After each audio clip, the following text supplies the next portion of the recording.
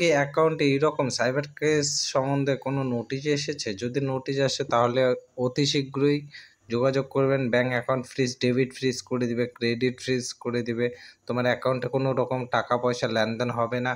Bank থেকে এইরকম notice provide করে। দেখো এখানে লেখায় থেকে সিল থাকবে, অ্যাকনলেজমেন্ট নাম্বার, লিওন অ্যামাউন্ট কত টাকা লাগছে সেটা দেখবে। এটা গুড়গাঁও পুলিশ স্টেশন থেকে হয়েছে। এইরকমভাবেই কিন্তু ব্যাংকে নোটিশ পাঠায় সাইবার ব্রাঞ্চ থেকে পুলিশ।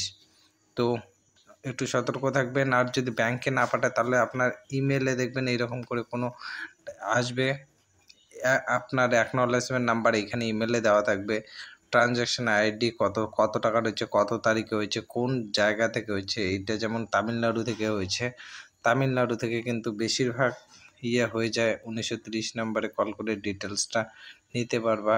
কোনো কিন্তু একটু রিস্ক হয়ে যাবে।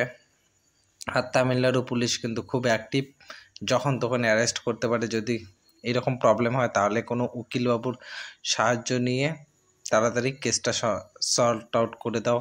ওইখান থেকে নোটিশ আসো, না হলে যদি কোর্টে যায় তাহলে কোর্ট থেকে অর্ডার নিয়ে আসো। কিন্তু ওইখানে গিয়ে তামিলনাড়ু গিয়েই করতে লাগবে। আমাদের সাথে যোগাযোগ করতে পারো 9091922062 এই নাম্বারে। ধন্যবাদ। আর সাবস্ক্রাইব করে দিও, ফলো করে দিও, লাইক করে দিও, আর কমেন্টে জানিয়ে দিও কোথা থেকে ভিডিওটি দেখতেছো। Thank you.